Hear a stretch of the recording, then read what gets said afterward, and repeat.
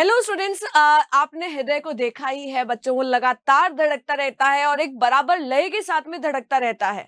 तो क्या आपने सबने सोचा है कि ऐसा क्यों होता है, क्यों हमारा हृदय जो है वो इस लय के साथ में धड़कता रहता है? तो इसी की ही बात करने वाली हूं मैं आज की संजीवनी सीरीज के अंदर एक छोटे से वीडियो के साथ में। तो स्टूडेंट्स, आज की क्लास के अंदर हम लोग पढ़ेंगे इलेक्ट्रिकल कंडक्शन ऑफ हार्ट कैसे होता है। ऐसा क्या पाया जाता है हार्ट के अंदर कि वो लगातार धड़कता रहता है बिना रुके, बिना थमे। तो यहाँ पर देखते हैं। सबसे पहले मैं बात करती हूँ यहाँ पर इस हार्ट के स्ट्रक्चर को तो आप सबने देखा ही होगा। तो यहाँ पर ध्यान देना बच्चा कि इसके अंदर कुछ स्पेशल टिश्यूज पाए जाते हैं और इन टिश्यूज को कहा जाता है नोडल टिश्यूज। क्या खासियत होती है इन नोडल टिश्यूज की?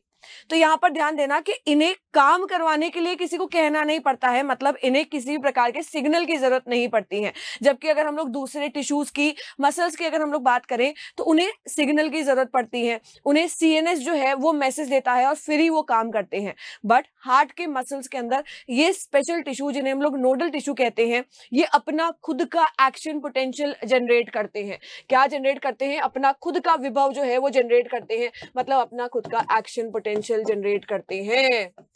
और आपको पता है कि ये एक्शन पोटेंशियल जो होता है वो काम करने के लिए बहुत ज्यादा जरूरी होता है, वो कॉन्ट्रैक्शन और रिलैक्सेशन के लिए बहुत ज्यादा जरूरी होता है। तो इन नोडल टिश्यूज के द्वारा जनरेट किया गया ये जो एक्शन पोटेंशियल होता है, ये विभव जो होता है वो इस हृदय का कॉन्ट्रैक्शन करवाता है। और क्या ये हृदय का सिर्फ एक ही हिस्सा कॉन्ट्रैक्ट होता है? नहीं, ये हार्ट जो होता है वो पूरा कॉन्ट्रैक्ट होता है, वापस से रिलैक्स हो जाता है। जैसा कि आप लोगों को पता है कि हार्ट के अंदर दो एट्रिया पाए जाते हैं, दो वेंट्रिकल्स पाए जाते हैं। सबसे पहले तो एट्रियम का कॉन्ट्रैक्शन होता है जिसकी वजह से ब्लड एट्रियम से होते हुए वेंट्रिकल्स में चला जाता है।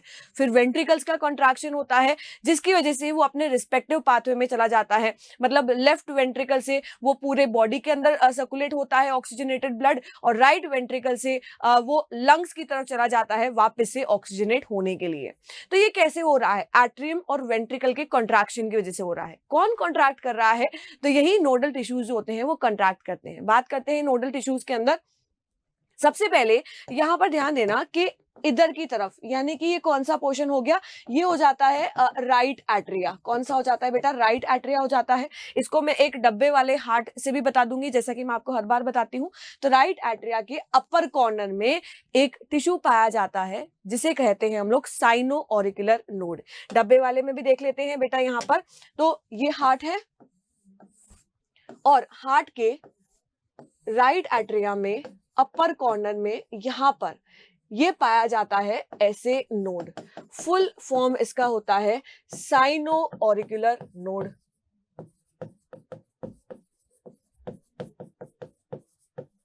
ये साइनो ऑरिकुलर नोड जो है वो पहला और मुख्य नोडल टिश्यू होता है, क्योंकि इसी के ही द्वारा एक्शन पोटेंशियल जनरेट होना शुरू होता है और यही सभी जगह पर फैला देता है अलग अलग नोडल टिश्यूज के द्वारा। तो इसे हम लोग एक और नाम से जानते हैं, इसे हम लोग पेस मेकर भी कहते हैं।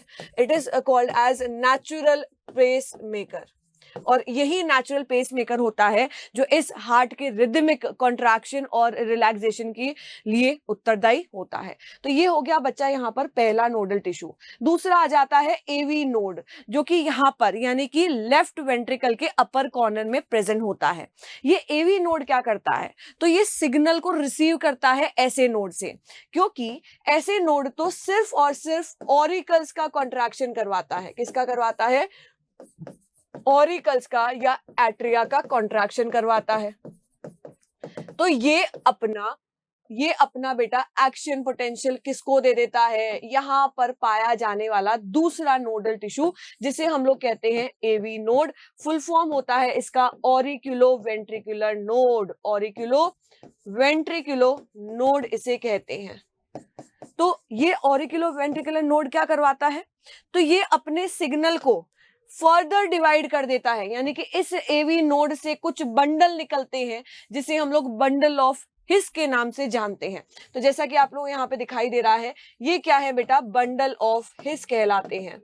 और ये बंडल ऑफ हिस जो है वो आगे जाकर के और ब्रांच्ड हो जाते हैं और वेंट्रिकल्स के वॉल के अंदर फैल जाते हैं। कैसे फैलते हैं, एक तंतुओं के द्वारा फैलते हैं, फाइबर्स के द्वारा फैलते हैं, जिन्हें हम लोग पुरकिंजी फाइबर कहते हैं। तो यहाँ पर जो एट्रियम का कॉन्ट्रैक्शन होगा वो सिर्फ ऐसे नोड की वजह से होगा, और जो वेंट्रिकल का कॉन्ट्रैक्शन होगा वो AV node, bundle of His और पुरकिंजी फाइबर्स की वजह से होता है। तो अगर हम लोग बात करें यहाँ पर पाथ की, तो ये एवी नोड जो है वो अपना मैसेज यहाँ पर बंडल ऑफ हिस को देते हैं, और ये बंडल ऑफ हिस जो है वो आगे की तरफ फैला देते हैं। तो आप लोग ध्यान रखना बेटा कि इसका पाथ जो है वो पूछा जाता है। सबसे पहले आ जाता है SA node. SA node action potential को जनरेट करता है, उसके बाद में वो एवी नोड को दे देता है। एवी नोड से होते हुए ये एक्शन पोटेंशियल जो है वो बंडल ऑफ हिस को जाता है, और बंडल ऑफ हिस जो है वो इसकी ब्रांचेस कहां पर चली जाती हैं, पुरकिंजी फाइबर्स के थ्रू वो वेंट्रिकल वॉल के अंदर चली जाती हैं। तो इस प्रकार से इलेक्ट्रिकल कंडक्शन होता है हार्ट का, और हमारा हार्ट जो है वो एक रिदम के साथ में, एक लय के साथ में लगातार बीट करता रहता है, बिना रुके, बिना थमे। तो आई थिंक सो कि ये सेशन जो है वो आप लोगों के लिए बहुत ज्यादा इन्फॉर्मेटिव रहा होगा। प्लीज इस चैनल को सब्सक्राइब करना और वीडियो को लाइक करना।